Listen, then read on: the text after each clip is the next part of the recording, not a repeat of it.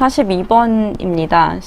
피리딘에 대한 설명으로 틀린 것을 고르는 문제이고요. 피리딘은 사료위험물 중에서 일석유류 수용성인 400L, 지정수량 400L 물질입니다.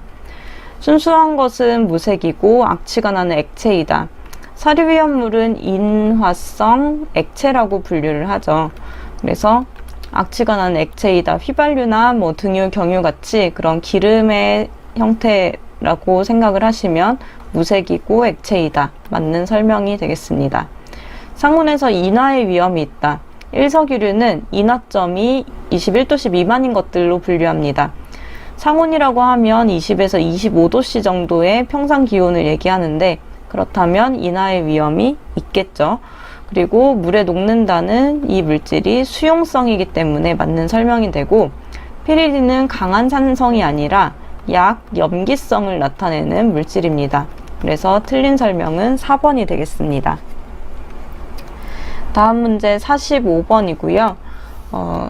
자연발화의 위험성이 큰 것을 고르라고 했는데 1, 2, 3, 4번에 제시된 물질들이 모두 동식물 유류입니다. 동식물 유류인데요. 아마인유, 땅콩기름, 야자유, 올리브유. 자연발화의 위험성이 큰 것이 어떤 것인지 잘 기억이 안 나신다면 일단 이 동식물 유류가 건성유, 반건성유, 그리고 불건성유로 분류가 되니까 이게 어떻게 분류가 되는지 먼저 생각을 해보시면 아마인유는 건성유고요. 땅콩기름, 야자유, 올리브유가 모두 불건성유이므로 1번을 고를 수 있습니다. 실제로도 1번이 답인데 왜 건성유가 자연발화성의 위험이 크게 되냐면 건성유와 반건성유, 불건성유를 나누는 기준으로 우리가 요오드가를 요오드가 또는 요오드 값이라고 하는데 이것을 사용합니다. 요오드 값의 정의는 유지 100g을 경화시키는데 필요한 요오드의 그램 수를 얘기를 하는데요. 유지 100g을 경화시킨다는 불포화 지방을, 유지 안에 있는 불포화 지방을 포화 지방으로 만드는 것입니다. 즉 이중결합이나 삼중결합 같은 것을 끊어내서 포화결합, 단일결합이 되도록 만든다는 것이고, 건성유, 반건성유, 불건성유 중에서 건성유가 요오드가 130 이상으로 가장 크고 반건성유는 100에서 130, 불건성유는 100보다 작은 값으로 작습니다. 즉 요오드 값이 크다는 건 불포화 결합이 많다는 뜻입니다. 그렇다면 불포화 결합이 많다는 건 불포화가 포화로 되기 위해서 어떤 반응을 계속해서 일으킨다는 거죠. 반응을 하려는 성질이 많을수록 반응열이 생길 거고요. 그 열에 의해서 자연발화의 위험성이 커지게 됩니다. 그래서 건성유가 요오드 값이 큰 것이 자연발화의 위험성이 가장 크다고 이해하시면 좋겠습니다. 자, 48번에 이런 탱크가 있는데 이 탱크의 내용적을 구하는 문제입니다. 이런 탱크를 종형 탱크라고 하고요. 내용적 구하는 공식은 이 밑면이 원이기 때문에 원의 넓이를 구하는 파이 r 제곱이고요. 탱크의 위험물을 채울 때 여기 끝까지 채우는 게 아니라 옆면이 시작되기 전까지 이 옆면의 높이까지 채우기 때문에 부피는 파이 r 제곱에 L을 곱한 값으로 구하게 됩니다.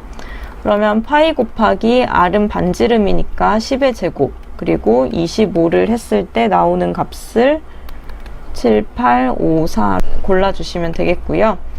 지금은 내용적을 구하는 문제이지만 탱크의 용량을 구하는 문제에서는 또는 탱크의 용량을 구하는 문제는 단 공간 용적이 100분의 5이다 또는 100분의 10이다 이런 식으로 공간 용적이 제시되는 문제는 탱크의 용량을 구하는 문제입니다. 이런 문제가 출제되었을 경우엔 탱크 내용적을 구하는 공식에다가 1 마이너스 공간 용적을 곱해 주시면 용량도 구하실 수 있습니다. 뿐만 아니라 종형 탱크 말고도 나머지 3개 탱크의 종류가 있는데 책을 통해서 그 탱크 내용적 구하는 공식까지 정리를 해두시면 좋겠습니다. 52번입니다. 과산화수소의 성질 또는 취급 방법에 대한 설명으로 틀린 것은 과산화수소는 육류위험물이고요. 분자식이 H2O2입니다. 햇빛에 의해서 분해가 될 수 있죠. 그리고 인산요산에 분해 방지 안정제를 넣는다. 과산화수소의 대표적인 특징입니다. 인산요산이 안정제로 작용한다. 기억을 하셔야겠고요. 공기와 접촉 위험하므로 저장 용기는 밀전해야 한다. 과산화수소는 H2O2인데 얘가 이 물질이 분해가 되었을 때 H2O와 O2로 이렇게 분해가 됩니다. 이때 H2O는 수증기고요. 수증기 또는 물이고요. O2는 산소입니다. 이 둘 중에 인체에 유해한 물질이 있나요? 둘 다 유해하지 않죠. 그렇기 때문에 과산화수소는 보관을 할 때 구멍이 뚫린 마개를 덮어서 보관을 해서 압력이 차지 않고 밖으로 배출될 수 있도록 합니다. 따라서 밀전된 용기가 아니라 구멍이 뚫린 마개를 덮어 보관한다가 맞겠습니다. 그리고 에탄올에 녹는다 라고 되어 있는데 에탄올은 물에 잘 녹는 물질이죠. 과산화수소도 물에 녹기 때문에 에탄올에도 잘 녹는다 이렇게 이해하시면 좋겠습니다.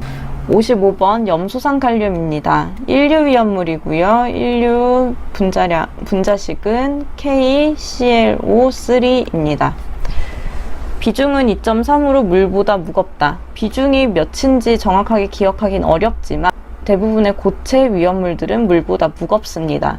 그러면 물보다 가벼운 위험물은 뭐가 있을까요? 고체 중에서는 나트륨이나 칼륨 이런 알칼리 금속들이 물보다 가벼운 금속이고 꼭 금속으로 규정짓지 않는다면 사료 위험물이 대표적인 물보다 가벼운 위험물이 되겠습니다.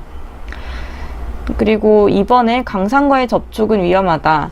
산과 접촉하게 되면 인류위험물은 그 자체로 연소하는 것이 아니라 산소 공급원의 역할을 하기 때문에 산과 접촉하면 산소 공급 분해가 되면서 산소를 발생할 수 있어서 위험하고요. 열분해하면 산소와 염화칼륨이 생성된다. 염소산칼륨이나 과염소산칼륨이나 아염소산칼륨 이렇게 염소산이 들어간 물질들은 Cl과 O 사이에서 끊어져서 분해 물질이 생성된다고 보시면 되겠습니다. 그래서 모두 KCl과 O2, 염화칼륨과 산소가 생성된다. 맞는 설명이고요. 자, 염소산칼륨은 아염소산인지 과염소산칼륨인지 염소산칼륨인지에 따라서 녹는 정도가 다른데 아염소산칼륨의 경우에는 조해성이 있다 정도 기억하시면 좋겠습니다. 물에 약간 녹는다. 공기 중에 있는 수분에 녹는 성질이 있다. 이런 것이고요. 염소산칼륨의 경우에는 온수나 글리세린에는 잘 녹지만 냉수나 알코올에는 녹지 않습니다.